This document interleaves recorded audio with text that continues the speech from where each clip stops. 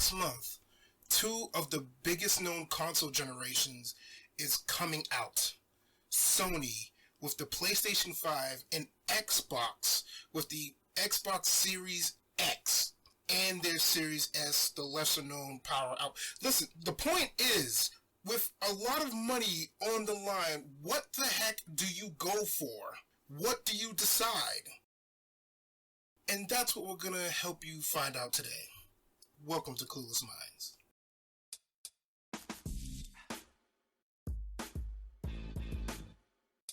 So let's cut to the chase. As the title explains, we'll be talking about Sony and Microsoft's next-gen consoles, the PS5 and Series X. Now, this video isn't meant to sow divides on the whole console war debate, since PC is master race after all. What this really is about is what you as a gamer expect from the next generation of games. And that means we'll talk about the overall specs, games, and price of each console. Without further ado, let's begin.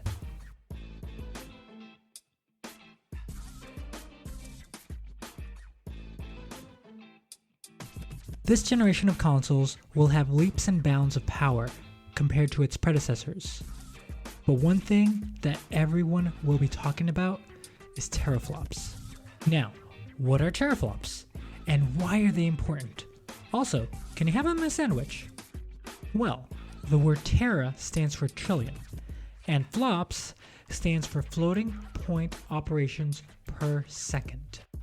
Now, floating point operations relate to the complex calculations done by a computer, or a games console in this instance, when doing things like rendering a polygon. The number of these floating points a computer or console can do per second is a way of measuring its computing power.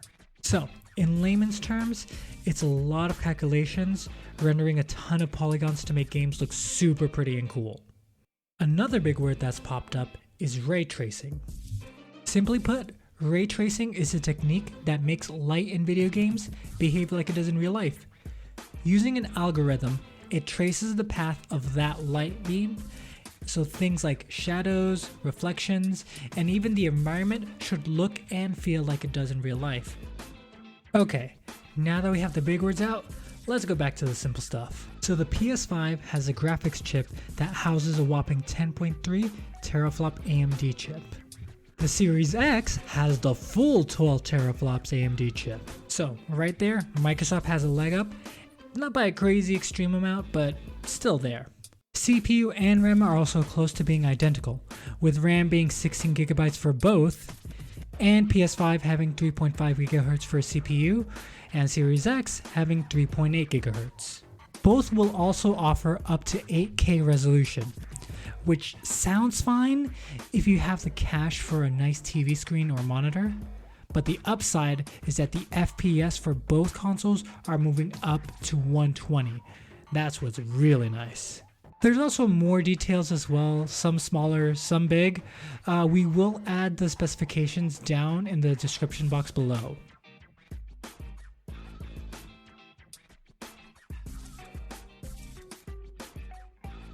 Alright. So this is what we're all really here for, the games. Each console will have their own select number of exclusive titles, as well as third-party games. So we want to start by talking about the system sellers themselves. The PS5 has 3 big exclusive launch titles already coming out of the gate. The games being Sackboy, Destruction All-Stars, and Demon's Souls. Out of the 3, Demon's Souls seems to have the most interesting things going for it, since it comes as a remake to a PS3 classic with an amazing graphics overhaul.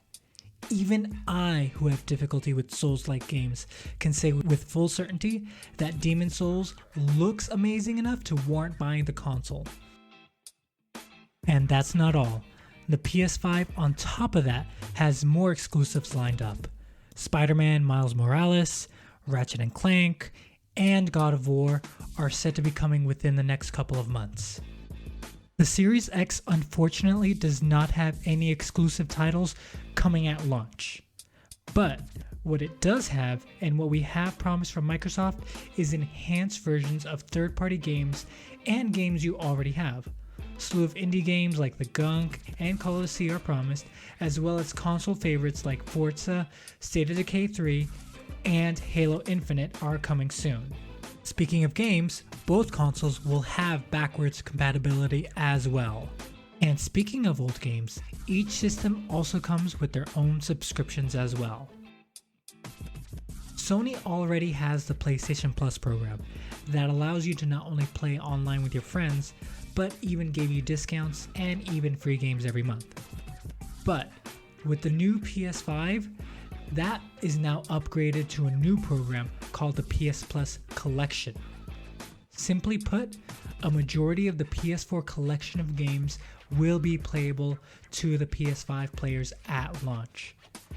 So, if you never had a PS4, or if you just never played certain games, you have the subscription that now allows you to play all those. Microsoft and its Game Pass Ultimate is the premium subscription that you can get for Xbox. Essentially, you get Xbox Live Gold with discounts, and you even get to play some older games for free. But what separates this subscription from any other one is the fact that you get to play day one release games. On top of that, you're getting an EA Play membership included, and if that's not a steal, I don't know what is. That pretty much wraps up most of the important information about the games. Of course, there may be more information coming up later, but for right now, we'll just keep an eye out.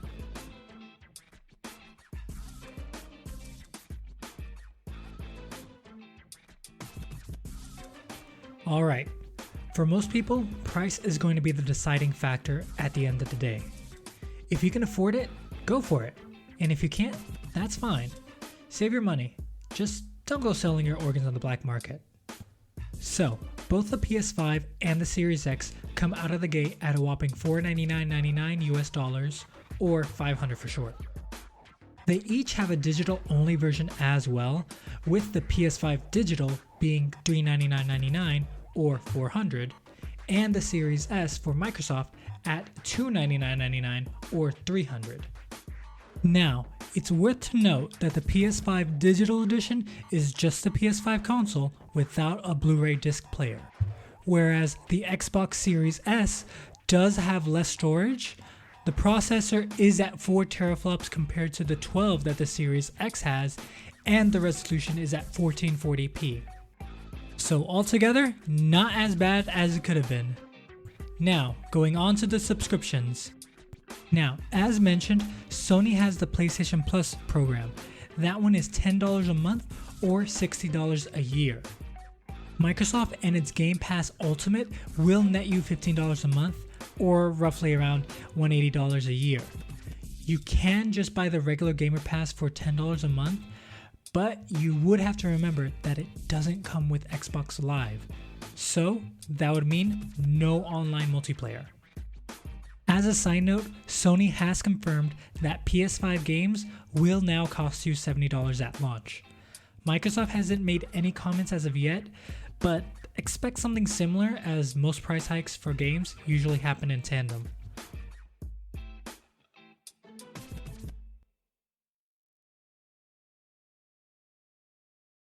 So when it comes to Sony and Microsoft, most of you are probably in your camp already and don't need to listen to which one to get, because whatever you choose, regardless, you're gonna love playing it. Also, if you're a PC master race, you don't need to listen to this. Why are you even here? Go on with your bad self. Like mentioned, we don't want to sow divides, but tell you how things look like to us. So when it comes to power, the Series X is the winner. The 12 teraflops that the Series X has makes such a big difference in terms of power that the console can handle. It's crazy. Just look at any preview for any game, minus Halo Infinite, and you'll see faster loading, greater speed, and amazing graphics. Now, the PS5 is no slouch either. Games look amazing and run faster than its predecessor, but the extra power really does help the Series X. The games go to the PS5. That one is simple. I already listed 3 launch titles for the console, and more first-party games are already on their way. Microsoft is basically going to start off with what you can already play on your current consoles, so it's going to take a while before you play anything new or anything that feels substantially Microsoft-esque. And when it comes to price, well, they're both $500 a pop. So whichever you choose, your wallet's not gonna look too happy about it. So if you can shell out the money, in the long run, the Series X will give you your best bang for your buck. It is faster and stronger, just be prepared to be disappointed at launch with no Halo or Forza. The PS5 is good out of the gate too, especially since it already has amazing games coming out for it. But if you just want to play the enhanced versions of what you're already playing, it should look better on the Series X. Now, since price is also a big thing, given both companies have cheaper alternatives, you don't have to splurge on the most expensive or the most powerful console. Even the Series S and the PS5 Digital have great merits for a cheaper price. As of recording, both consoles should already be out. Sadly, you may not be able to get these consoles at launch since pre-orders were a mess, and with the pandemic, things are already crazy. If you can do it, obviously do it safely and with little contact if you can. And those are our opinions. Thanks again for listening in, we really appreciate it. Also, let us know in the comments down below if you're planning on getting a next-gen console, or if you're just planning on sitting this one out. Anyway, this has been Clueless Minds. Take care, y'all.